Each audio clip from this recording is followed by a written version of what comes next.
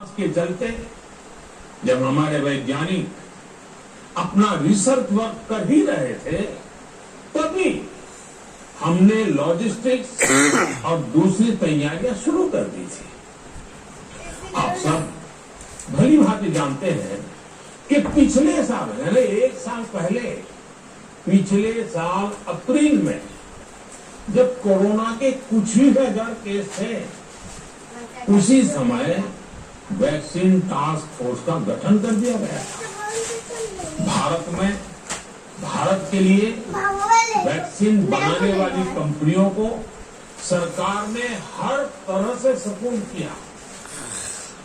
Vaccine निर्माताओं को clinical trial में मदद की गई, रिसर्च और डेवलपमेंट के लिए जरूरी फंड दिया गया।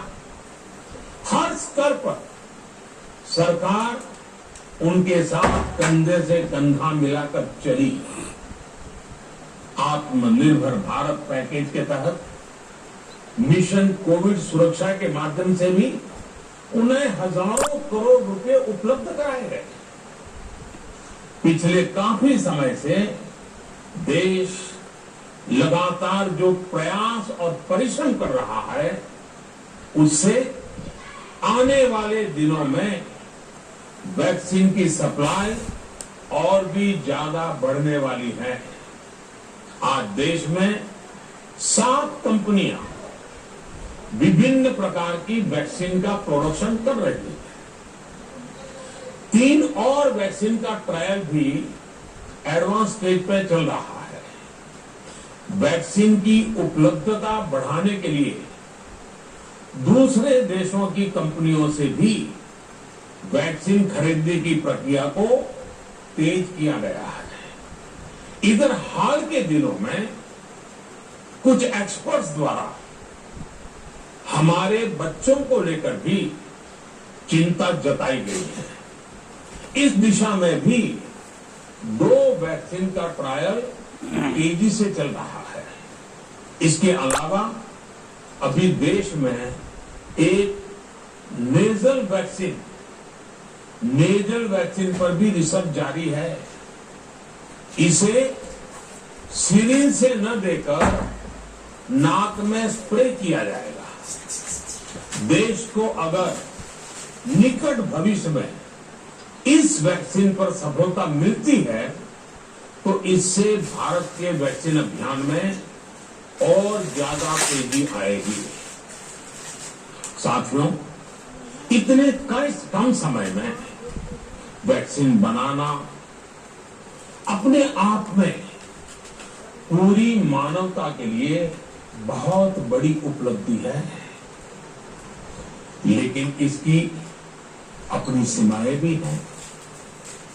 वैक्सीन बनने के बाद भी दुनिया के बहुत कम देशों में वैक्सीनेशन प्रारंभ हुआ और ज्यादातर समृद्ध देशों में ही शुरू हुआ। WHO ने वैक्सीनेशन को लेकर भी जो अन्य देशों की बेस्ट प्रैक्टिसेस थी, विश्व स्वास्थ्य संगठन WHO के मानक थे, उसी आधार पर चरणबद्ध तरीके से वैक्सीनेशन करना तय किया। केंद्र सरकार ने मुख्यमंत्रियों को बैठकों से जो सुझाव मिले, संसद के विभिन्न दलों के साथियों द्वारा जो सुझाव मिले, उसका भी पूरा ध्यान रखा। इसके बाद ही ये तय हुआ कि जिन्हें कोरोना से ज्यादा खतरा है, उन्हें प्राथमिकता दी जाएगी। इसलिए भी हेल्थ वर्कर, फ्रंटलाइन वर्कर, 60 वर्ष की आयु से ज्यादा के नागरिक, बीमारियों से ग्रसित 45 वर्ष से ज्यादा आयु के नागरिक, इन सभी को वैक्सीन पहले लगनी शुरू हुई। आप कल्पना कर सकते हैं कि अगर कोरोना की दूसरी वेव से पहले हमारे फ्रंटलाइन वर्कर्स को वैक्सीन नहीं लगी होती, तो क्या होता? सोचिए, हमारे डॉक्टर्स, नर्सिंग स्टाफ को वैक्सीन ना लगी तो क्या होता? अस्पतालों में सफाई करने वाले हमारे भाई बहनों को, एम्बुलेंस के हमारे ड्राइवर्स भाई बहनों को वैक्सीन ना लगी होती तो क्या होता? ज्यादा से ज्यादा हेल्थ वर्कर्स को वैक्सीनेशन होने की वजह से ही वो निश्चिंत होकर दूसरों की सेवा में लग पाए, लाखों देशवासियों का जीवन बचा पाए। लेकिन देश में कम होते कोरोना के मामलों के बीच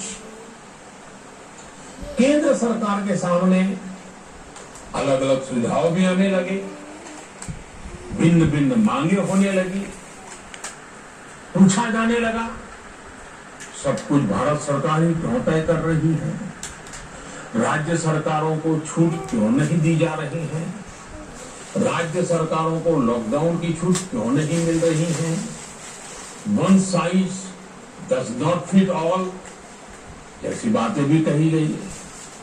दलील ये दी गई कि संविधान में चूंकि हेल्थ आरोग्य प्रमुख रूप से राज्य का विषय है, इसलिए अच्छा है कि सब राज्य ही करें। इसलिए इस दिशा में एक शुरुआत की गई। भारत सरकार ने एक बृहद गाइडलाइन बनाकर राज्यों को दी ताकि राज्य अपनी आवश्यकता और सुविधा के अनुसार काम कर सके। स्थानीय स्तर पर कोरोना कर्फ्यू लगाना हो, माइक्रो कंटेनमेंट जोन बनाना हो, इलाज से जुड़ी व्यवस्थाएं हो, भारत सरकार ने राज्यों की इन मांगों को स्वीकार किया। साथियों, इस साल 16 जनवरी से शुरू होकर अप्रैल महीने के अंत तक भारत का वैक्सीनेशन कार्यक्रम मुख्यतः केंद्र सरकार की देखरेख में ही चला। सभी को मुफ्त वैक्सीन लगाने के मार्ग पर देश आगे बढ़ रहा है। देश के नागरिक भी अनुशासन का पालन करते हुए अपनी बारी आने पर वैक्सीन लगवा रहे थे।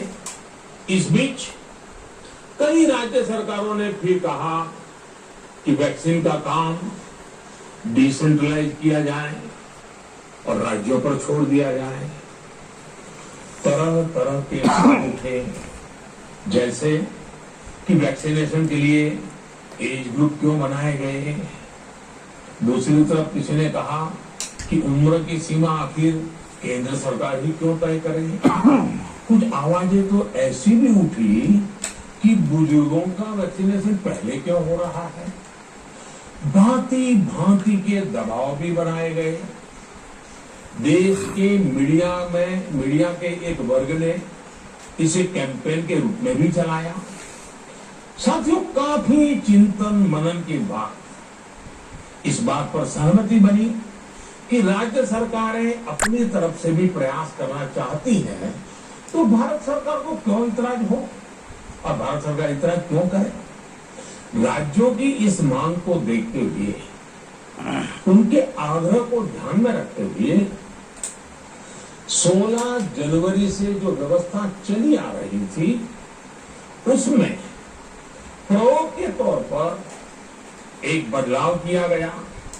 हमने सोचा कि राज्य ये मांग कर रहे हैं, उनका उत्साह है, तो चलो भाई 25% का काम उन्हीं को सौंप कर दिया जाए, उन्हीं को दे दिया जाए। स्वाभाविक है 1 मई से राज्यों को 25% काम उनके हवाले कर दिया गया। उसे पूरा करने के लिए उन्होंने अपने अपने तरीके से प्रयास भी किए। इतने बड़े काम में किस तरह की कठिनाइयां आती हैं, ये भी उनको आने लगा, उनको पता चला। से भी राज्य परिचित हुए और हमने देखा एक तरफ मई में सेकेंड वेव, दूसरी तरफ वैक्सीन के लिए लोगों का बढ़ता रुझान, और तीसरी तरफ राज्य सरकारों की कठिनाइयां। मई में 2 सप्ताह बीतते बीतते कुछ राज्य खुले मन से ये कहने लगे कि पहले वाली व्यवस्था ही अच्छी थी। धीरे धीरे इसमें कई राज्य सरकारें जुड़ती चली गई। वैक्सीन का काम राज्यों पर छोड़ा जाए। जो इसकी वकालत कर रहे थे उनके विचार भी बदलने लगे। एक अच्छी बात रही कि समय रहते राज्य पुनर्विचार की मांग के साथ फिर आगे आए। राज्यों की इस मांग पर हमने भी सोचा कि देशवासियों को तकलीफ ना हो, सुचारू रूप से उनका वैक्सीनेशन हो। इसके लिए 1 मई के पहले वाली, यानी 1 मई के पहले 16 जनवरी से अप्रैल अंत तक जो व्यवस्था थी, पहले वाली पुरानी व्यवस्था को फिर से लागू किया जाए।